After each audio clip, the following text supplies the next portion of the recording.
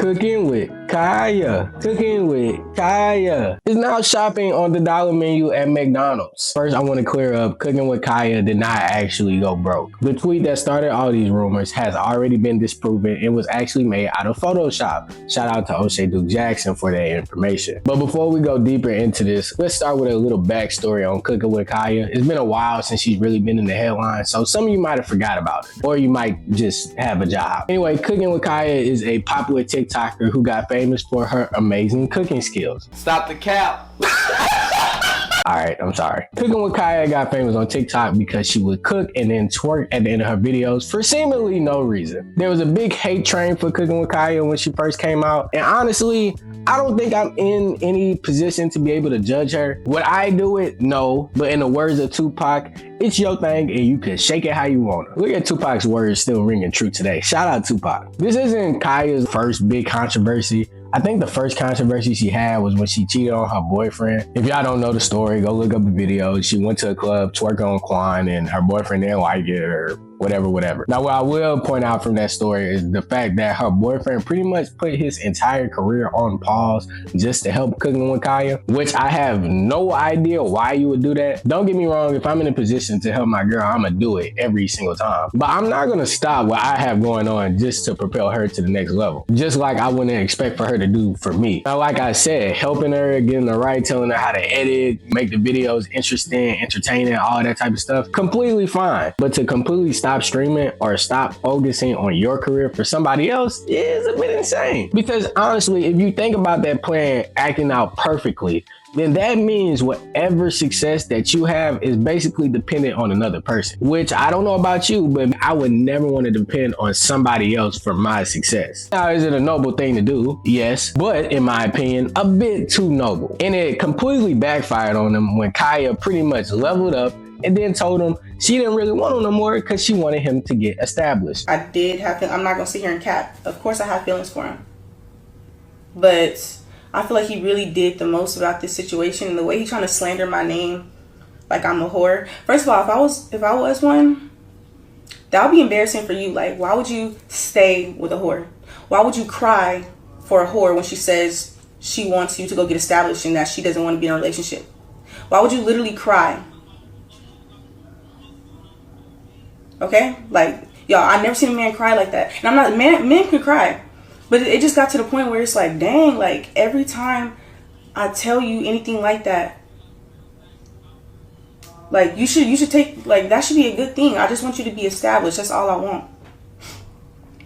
Gambling is not, well, I'm not even. Which I think is an insane sense of irony, to be honest. Because there's probably a point where he was the main breadwinner. Now the roles flipped and she's like, if you don't get on my level, I don't want you no more. But hey man, that's the price you pay. Now to be fair, he has shaken back now. I saw a clip of him on Twitch celebrating that he was now getting some amount of views that he thought was good. I don't really know the specific details of that, but I know he's shaking back in his eyes. So I applaud him for that. Anyway, more about the going broke situation with Cooking with Kya. Again, she did not actually go broke. At least nothing that was confirmed by her. Another reason people thought she went broke was because apparently she took some trip to Dubai, didn't take any pictures or anything like that, which led them to think that she went on some yacht and somebody did the number 2 on her for some reason. I'm not even familiar with this culture at all, but I do feel like it's quite insane to assume that somebody stooped to those lows just because they didn't take any pictures. This is one of the main reasons why I do want to grow on YouTube. I never want to get to that level of stardom when people are looking at my every move and coming up with their own assumptions, because there was literally no evidence to prove any of this. One person said it and then everybody else just ran with it, which makes absolutely no sense. Maybe she just wanted a private vacation. Have you ever thought of that? I'm sure pretty much everybody has went on vacations they have not taken pictures for, or going to a different state or something like that, especially somebody who is in Cooking with Kya's position. I'm pretty sure at this point she's relatively well traveled. Now I will admit that is an assumption, but I feel like somebody who's well traveled, been to a lot of places, doesn't see it as such a priority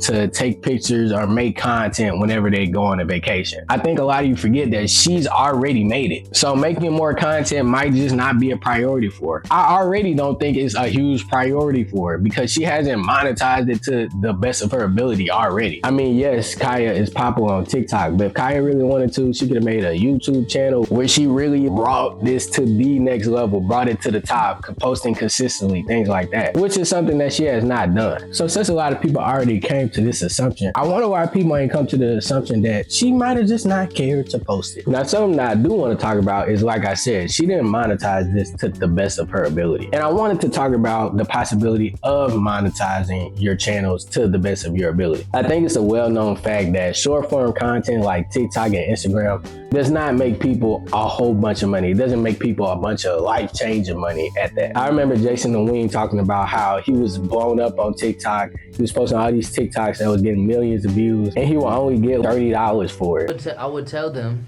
I'd make hella money off it. And they would be like, oh yeah, good shit. How much money would you make? Fucking $30. Hell no. Now, while Cooking with Kya does get a lot of views, she's not the most consistent person ever. Just to go through her recent post, her last post was 3 days ago, ironically, talking about how people made up these stories about her. Then we have October 16th, 14th. What is this? Did I just get an ad? Then we got like September. Most of these people who are really about their coins are posting on TikTok like 10 times a day because that's how you're going to make the most bread off of it. And then even if you're making a lot of short videos, you're not making a lot of bread off of it. I know somebody on TikTok, and to be fair, they have just pretty much got to the point of having a consistent audience. Had a bunch of videos. I think they had like 4 million views. And do you know what their estimated revenue was? 15 cents. Now take those same 3 million views and apply it to like YouTube. For a 3 million view video, you could get like at least 15K. But that's because the content that you're providing is different. These are long form content videos that take a lot of effort to make. The type of content that Kya makes, and even the guy I was just telling you about, while maybe entertaining, does not take a lot of effort to make. I've done the like little funny sounds and stuff like that. Those videos literally take 30 to 40 seconds. And yes, some of those videos do really well, but at the end of the day, these companies want people to stay on the platform more than anything. So if you're providing 1 6-second funny video, it's not providing that much value to the company. And then with sounds, I don't even think you get paid with sounds. It's honestly, in my case, the biggest reason why I stopped doing a lot of those short funny videos. Because yes, while I do want my pace to grow, there's no longevity in that. Something I encourage you to do is look at one TikTok on your feed that's blown up, has like 500K likes. Unless this is a already super popular TikToker, if you go on their account, look at some of their other videos, they probably have buku videos that are only getting like 1,000. 500. Why? Because people are a lot less likely to stick with a TikTok page than they are something like YouTube. Now, the thing about TikTok is that it has a lot of wide reach, which is why a lot of people do it. Whenever I started on TikTok, my goal was never to get TikTok famous or get a lot of views on TikTok. Well, I take that back. I wanted to get views on TikTok, but it wasn't for my audience to stay on TikTok. It was always more views as a funnel type of technique. I always use TikTok to try and funnel more people into my YouTube videos. Why? Because it's actual longevity in this. When you sit down and watch a 10 to 12 minute video, I'm actually forming a connection with you. Now, that connection may be parasocial, but I'm actually forming a connection. This isn't just something that's in my opinion too. I remember Duke said this when he was talking about how you'll blow up again. It's all about like your face. Getting your face out there as much as possible. So TikTok is the easiest, but TikTok don't have no longevity towards it. The longevity is YouTube. Mm-hmm. So I would make YouTube content first, but I would make YouTube videos like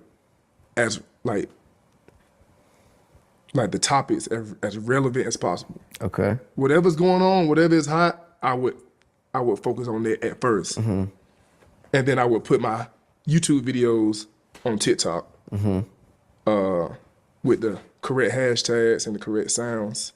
And once people realize, like, start knowing my face well enough, I would start streaming. I feel like that's kind of where Kya went wrong. I don't feel like I've seen a lot of videos from Kya opposed to just her twerking, which is why people pretty much only know her as the twerking girl. Whenever you start content and you actually want it to turn into something that will always be there in terms of longevity and things like that, you have to put in actual effort. Now, I'm not saying that Kya's videos don't require effort, but I don't feel like a lot of people are like forming that relationship to actually want to watch her do anything but twerk. I heard O'Shea make a very funny comment about this, saying that the type of content that Kya makes is not content. It's claptent. She's hoping that a male audience would literally just look at her and follow her because she's doing something promiscuous. And honestly, she was right. It works every single time. I get mad every single time I see a girl get a whole bunch of followers for literally doing nothing. But that's just the reality of the world, and they provide something that a dude like me can't. But my point in saying that is that even though that's what she started with, that doesn't have to be the end all be all. She could have used that opportunity to turn into something different. She has tried streaming, but she's not consistent with that either. If she actually made good content, we would see more clips about that. When have you actually seen a clip of Kya that isn't her twerking or her in drama? That's why I always told people, like, I never want to blow up or get my audience based off of something like that. I never want to get it based off of just some super specific thing that I'm doing. I want to gain an audience off of people actually liking my content. In the words of Kevin Gates, and don't trust everything Kevin Gates says, because he says a lot of tomfoolery sometimes. Everything slow is for show. Everything fast never lasts. Again, and just to clarify again, do I think Cooking with Kya is broke? No. But if she does not manage her money correctly,